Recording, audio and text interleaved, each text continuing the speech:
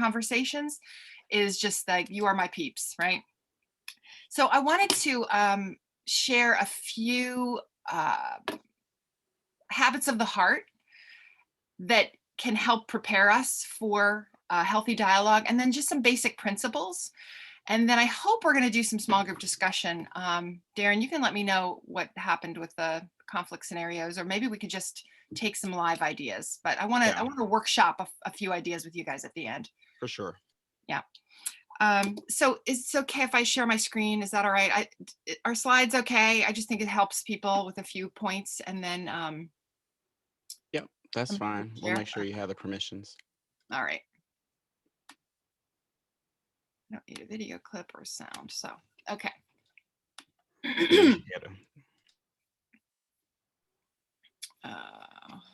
And then I want to play this slideshow, right? Play. There we go. Yeah. There we go. So I always start with a few core assumptions that I think are worth mentioning. They're starting points. The first one is that conflict is a reality, right? Whether we acknowledge it or not, it's there. And when we do acknowledge it and when we lean into it, it's a tremendous opportunity for growth. When we don't, it's kind of to our own peril, right? Pretending that something isn't a problem doesn't make it go away. It just makes it express itself in a different way, usually a less healthy way. So conflict is a reality, and we have the choice of leaning into it for growth. This community, the larger body of Christ, this community is important to us. And it's because of that that we lean into conflict, right? We don't do it I'm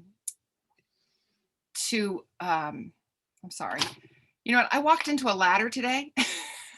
I hit my head so badly, and I have found, yeah, I found that I'm a little off. So please be patient with me. I feel myself starting and stopping a lot.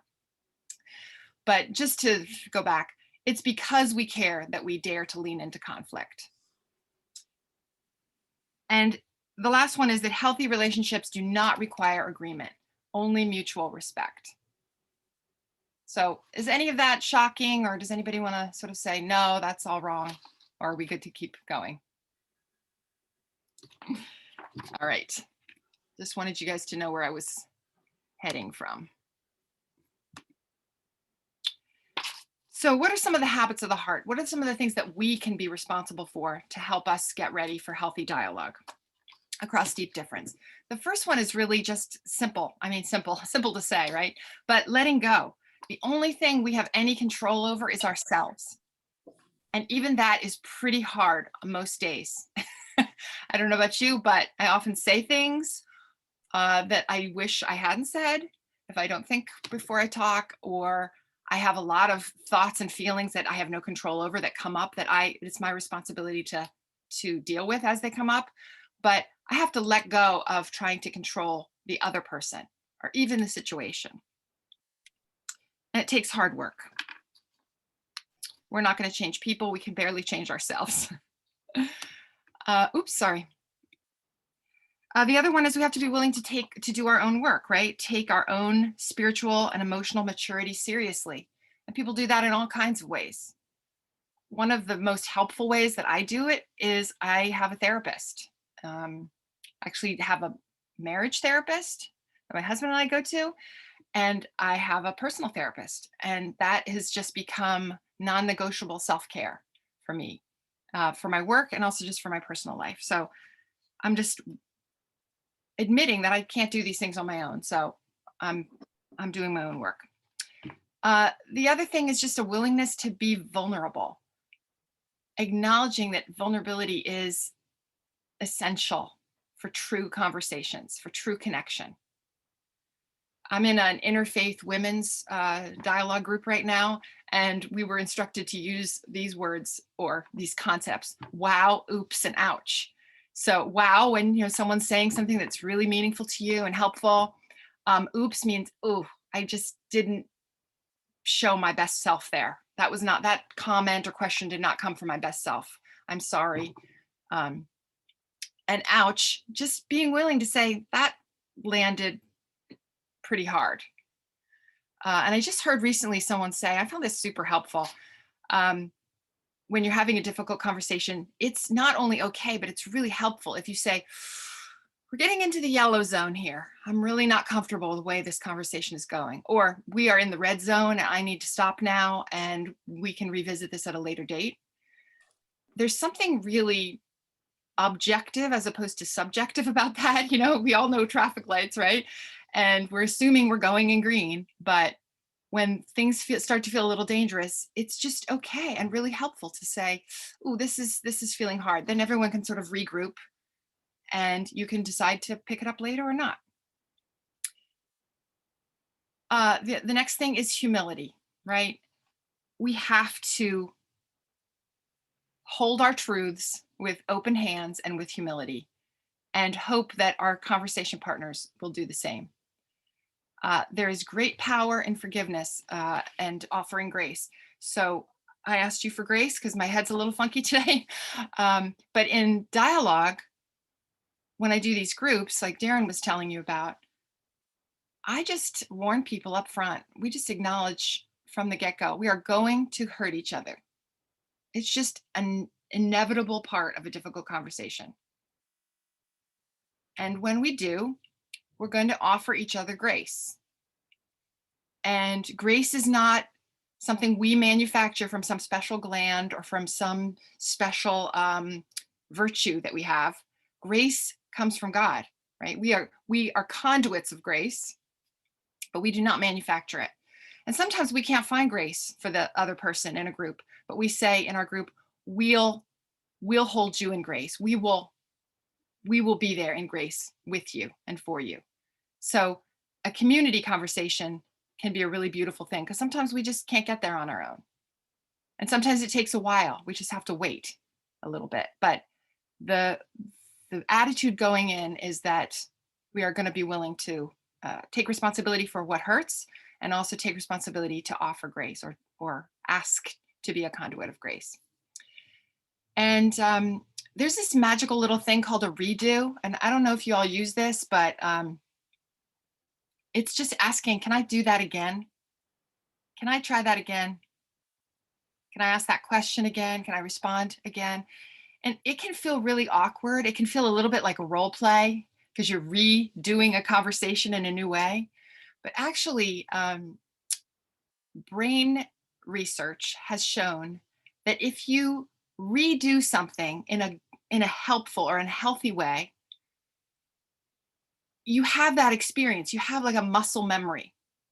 But if you say, "Oh, I wish I'd said this. I should have said this," it doesn't stay the same in the same way with us. So actually asking for a redo and redoing it in a better way is a great idea. And I have asked for so many hundreds of redos in my life, and I've never once had someone refuse me. And of course, it's a person's right to refuse, but I think people are really keen to have it go well. So that's a gift to the conversation. And lastly, for these habits of the heart, it's just taking the long view. Nothing's going to be solved in one conversation.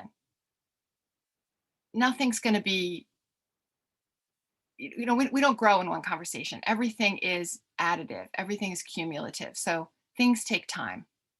So we need to be patient. And remember, what's the goal here? What's the real goal here?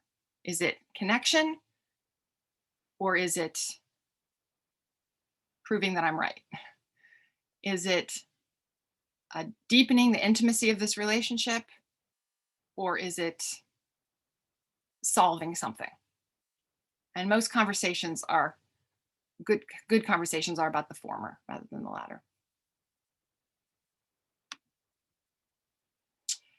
And some interpersonal dynamics that are helpful just to mention, and then these will come out in our discussion. Comfort with, or at least a tolerance for, silence. Sometimes people need that space. I'm an extrovert.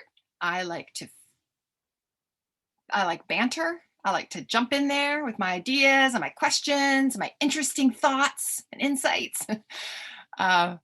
But something that I might feel like, oh, this is a gift to the conversation. If I'm not allowing for silence, I'm probably robbing an introvert or someone who processes a little more slowly or just needs time or likes time to process.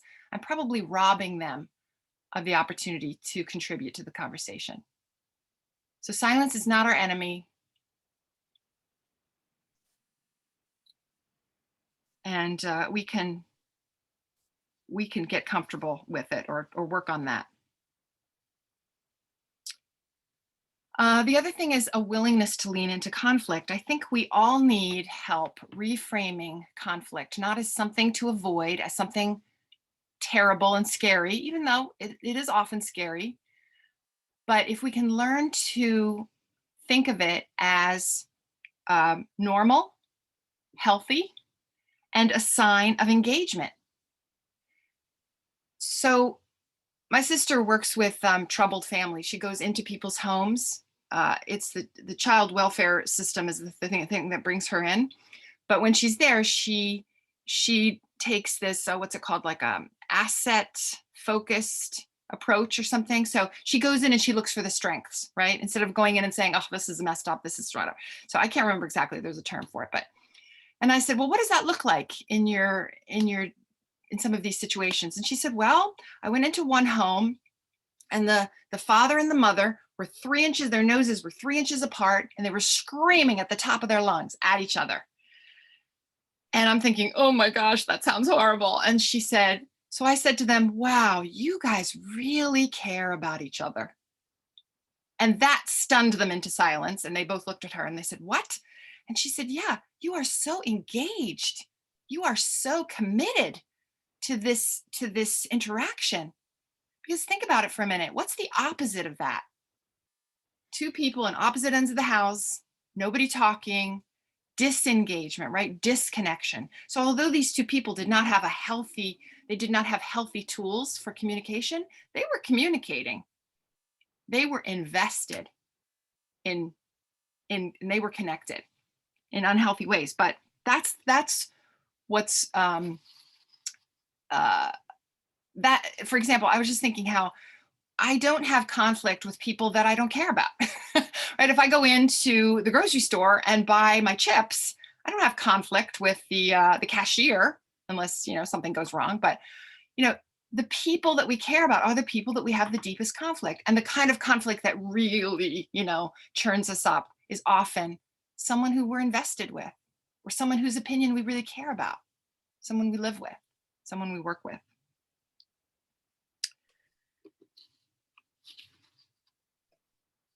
I already talked about this, acknowledging hurt, and also a little bit of a reframe there. There's a difference between hurt and harm. We never should put up with someone harming us.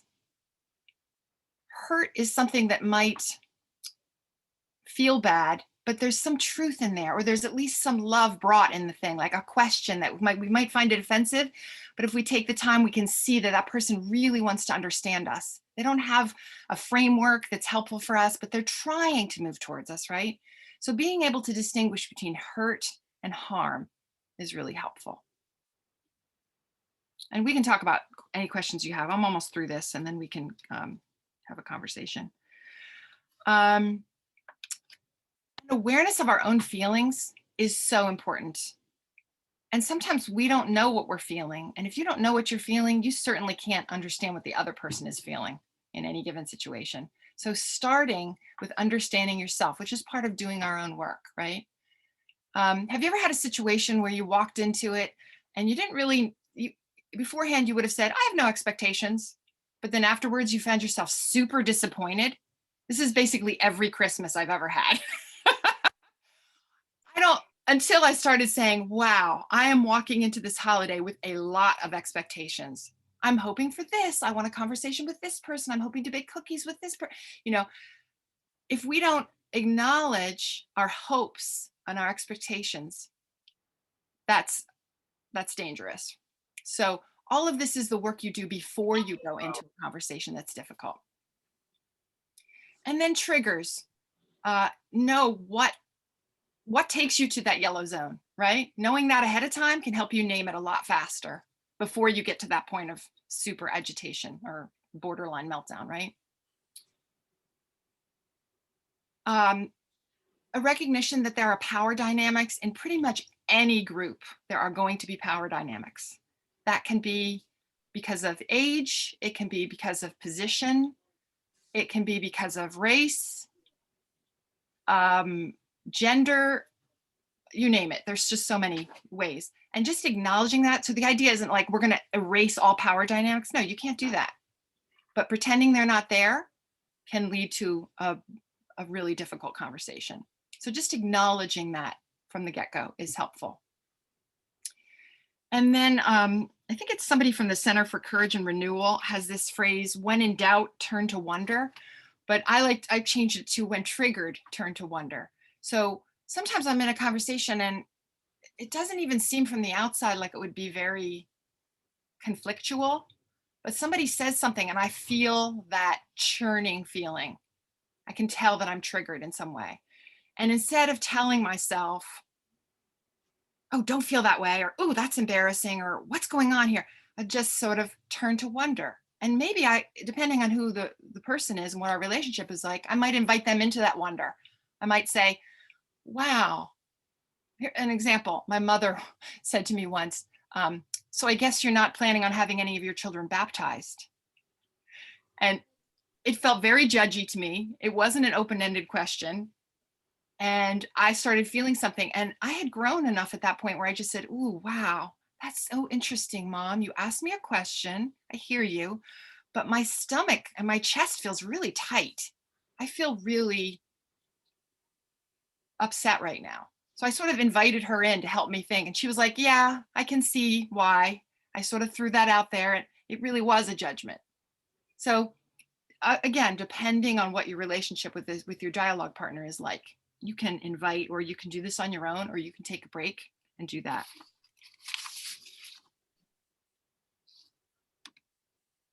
So some of the best practices, we've actually touched on a lot of these already, but reminding ourselves of our goal, our hope, or our motive in any conversation, that our goal is to learn. I mean, these are good goals. These are suggested goals. There can be others. And I'd love to hear what you think, what your goals are when you go into a conversation. To learn, connect, understand. If our goals are to convince or coerce, to be right or win an argument, to demand that we be understood, we will not get that connection that we're looking for. So it's not even good self-care to go in with goals like that, right? Because you will be disappointed. And then start with the positive. Ask yourself, no matter how hard the situation or how bitter the disagreement, ask yourself what you can affirm. So just like that story I told you about my sister affirming the passion in that room, right? It can be really hard to think of something, but I think that I almost always can find something. That at the very least, it's that I care, about this person or this person's opinion. Listen more, talk less. I just read about this study that showed that people enjoy conversations more when they talk less, which seems a little counterintuitive given how much so many of us like to talk or feel that we have something important to say. Not everybody, it depends on temperament. But there's a kind of peacefulness that I found, this is for me anyway, that I've discovered in just sort of sitting back and listening before speaking. I embarrass myself a lot less because I get a chance to sort of work through these assumptions internally before I'm putting them out there in the world. Here's a quick story about self-awareness. 15 years ago or more, I was playing a family board game with my siblings, and you had to come up with like your life motto or something, like a little tagline for yourself. And mine was that I thought that one of my values was to live and let live. And my brother just burst out laughing. And he goes, live and let live, more like live and live loudly. And I felt that was not a great moment, but I was sort of shocked. I thought, wow, he views me so differently from how I view myself. I'm not sure that relates here, but just that self-awareness and also and that hurt, but also learn something about myself there. So maybe that's how it relates, but listening to others, learning how others see us is very educational. It's a very important part of dialoguing. And lastly, be curious, cultivate true curiosity. You will never be disappointed if you are truly curious. There is a superpower in a good question. And I would say, as I prepare groups for dialogue, we take 8 weeks. We have weekly assignments to sort of help people practice vulnerability, sort of practice their seeing each other, and before we ever meet in person. And right in the middle, they have to come up with good questions, dialogue nurturing questions. And for many people, this is the most difficult part of the process. So some people use questions as bludgeons. It has a question mark at the end. It's technically a question, but like my mother's question. So I guess you're not going to, are you? There's a question mark there, but that was her judgment plus her asking me to confirm that her judgment was correct. Sometimes we use questions as Trojan horses to smuggle our little lecture in, right? We've all been at talks where they say, any questions from the audience? And then someone stands up and talks for 10 minutes. And then like, is there a question in there? Oh yeah, my question is, you agree with me, right? Or something like that. So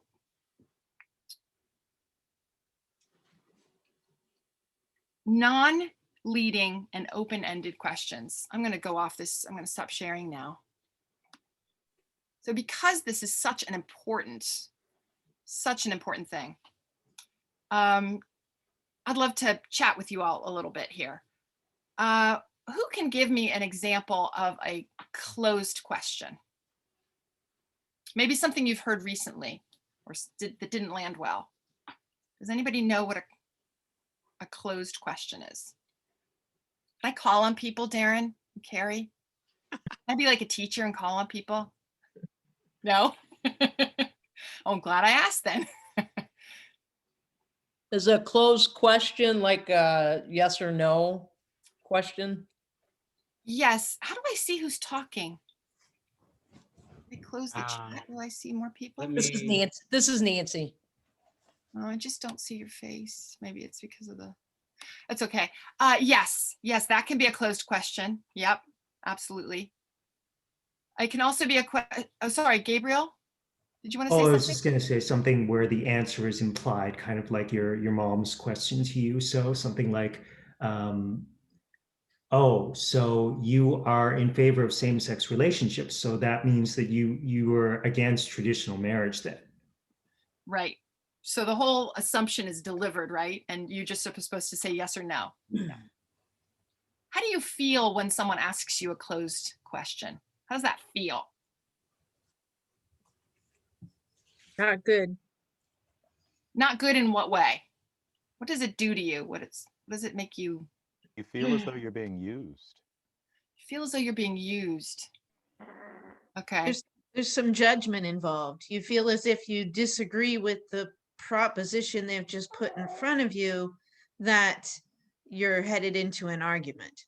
That there's an expectation that you will affirm what they just said.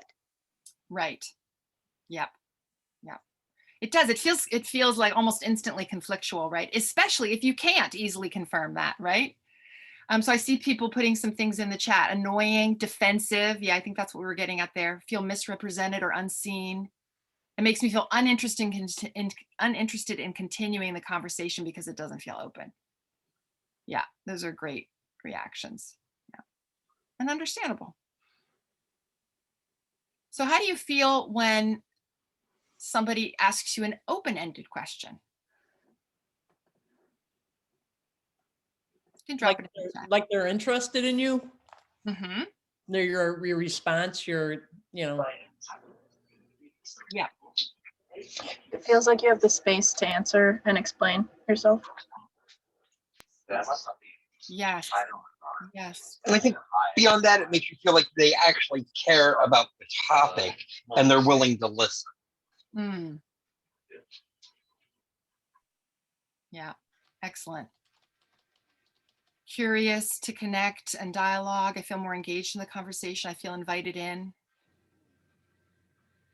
They have their opinion, but they want to know mine. Yeah, great. It also gives a person a chance to think their ideas through. Yes. Yes, it's an invitation to think. I got to interview Krista Tippett a few years ago. She's a brilliant interviewer herself, right? And she said, a good question is a gift. And I love that line, because a good question, the kind of question that makes you sit back and go, huh, I might not have gotten there without that question. Like, I might not have had a chance to think about my own thoughts or life experience or feelings if I hadn't had that question. I went on a walk today with a friend who's stuck, and all I did was ask her questions, just slow, simple questions, nothing fancy, no sleight of hand. And by the end of it, she was just at a totally different place. And that's the superpower I'm talking about. And I wonder, even depending on how strong you're feeling, about how full your cup is, I think it would even be interesting to, Jesus said, if someone smacks your cheek, to give them the other cheek. I'm just sort of right now imagining a conversation where somebody is firing closed or leading questions at you, and you sort of calmly absorb them and return, not in kind, but return their closed questions with open ones. I bet you would see a softening.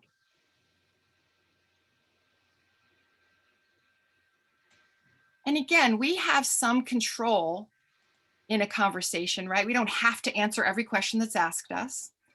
And when someone asks a poor question, we can say, that question doesn't really help me get at what I think you're after. That question,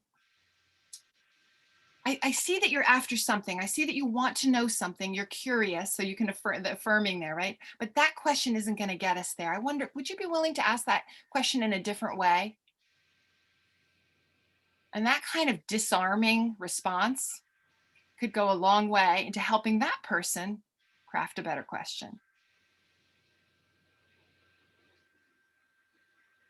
I use redos a lot with questions, especially with my sons. I hear myself saying something on the phone or in person, I'm like, whoop, can we just dial? Can we rewind? Let me try that again. And it's just amazing the different responses you get when you ask a truly good, open-ended, compassionately curious question. It's beautiful. I'm addicted to good questions. And now that Darren and I have our special card packs with questions, do you have that? Can you hold it up, Darren? I do. We're collecting these question card packs. We should get a commission, Darren. We should. They're produced by the and they have decks for families, strangers, co-workers, longtime lovers, new romantic relationships, healing and reconciliation. I just got that one. I haven't checked that out yet. So it's still blurry there. Yeah, we go. Which one's that? Racism. There's a racism edition. Darren, maybe you could put the link in the chat to order those. They're excellent. Yeah. And they're really well made too. They're beautiful. So yeah. can I ask a question, Yeah. Kristyn? Mhm. So in your in the presentation portion, you talked about discerning between what is harm and what is hurt. Um, and in thinking about the turn the other cheek, the choosing how to respond or to not react, but to respond, to use some of that language in a situation. As you were describing different situations, I'm thinking about my own responses and reactions. And knowing that some of that comes from having been in a position of harm in other places in my life or other times. How do we know if our response is aligned to the appropriateness of the moment, rather than aligning to some past harm that had been done?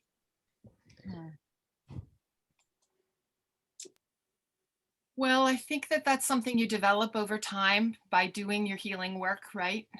I've heard people talk about the difference between a wound and a scar. Wounds are oozing and bleeding and open and can be life-threatening, whereas a scar is like, oh, that's sensitive, that hurt, but so much healing has been done that can become a strength. So I don't think there's like a formula, but I think it comes with self-knowledge. And if you ever find yourself regularly in situations, where like this person, I always feel this way with this person, that's probably not a good person to have dialogue with, or to put yourself in constantly in their intersecting with them. Or if you do have to talk to them, make sure that you have somebody else present, because conversations go very differently when they're in community, even if it's a small community of 2 or 3, as opposed to just you and the other person. The other thing about dialogue is it's not something that you just make happen. You don't walk up to the person at the bus stop and say, we're going to dialogue. It has to be 2 people or more walking together, walking towards each other with a shared desire for dialogue. So if something is regularly hurtful, that I would think that would become harmful, Carrie. But yeah, I think that takes some discernment. And honestly, if you can't tell, then I think asking our friends, the people who know us best, how do you find me after I've had a conversation with Joe? What do you notice? What would you be? I know you love me and care for me. What would you like to see me do when I have to interact with Joe? I would bring the community in, and just they know you and can hold you in that. Yeah. I'll excuse me. I'll add to that and just saying that the ways that spotlight myself so you can see me, but the ways that that we have been harmed in the past do continue to show up in other relationships, even relationships where the person you're in front of isn't necessarily being harmful, but maybe they represent something that was traumatic to you, or like a church leader or a father figure or something like that. And even in those cases, it'll be important for you to figure out what you have the space to deal with and process, and have you like built up the support and the kind of friendships where you can say, hey, I'm reacting to this person. Does this seem like it's in a good context? Does this make sense? Or is this some of my old stuff? And I certainly have some friends, including some on this call, who I do check in with, and then I do ask about those things. So yeah, just to kind of second that part of it needs community, and it needs for like a certain sense of emotional awareness to be like, yeah, I feel things. Let me figure out what those things mean. Absolutely. Thank you, Darren. And just that feeling thing. Actually, I have a I have a feeling chart that I will share with you in a minute. But I always thought that I was pretty self-aware, but you're always growing, right? But I can think of a number of times where I was feeling something so strong or so overwhelming that I had to turn to my friends and ask them, why am I feeling sick? Like, why do I feel like I need to throw up right now? And I mean, it feels weird to not know your own feelings. I mean, it sounds objectively from the outside like, what's the matter? Like, clearly you're upset. But, and for me, those were boundary issues because I struggled with boundaries. And when somebody busted my boundaries, I just felt confused, just so super confused. So it's just helpful to have to, I mean, I pray that each of you has at least one or two other people who you have that level of intimacy with that you can ask for that kind of input. Because it's kind of scary when you don't know what's going on inside of you. And I think Darren, I don't know if that's a set thing or if you're just thinking about it, but I think Darren's going to be talking about self-care in the midst of difficult dialogue at some point with you all. Yeah. Part of what we're going to do today is create some space for us to just kind of process these things together. We've got some scenarios that we can talk through, and that'll help us put this into practice. And then in our following gathering, that will be the second Sunday I think we're scheduling for the second Sunday in April. We will do a little bit more on that self-care, on how this right now is a lot about the personal interaction, but then some of this also evolves into what happens at a policy level, what happens in organizations and communities and so forth. So yeah, we're going to keep on processing where we are individually, and then in the follow-up, we'll overlay some more to that.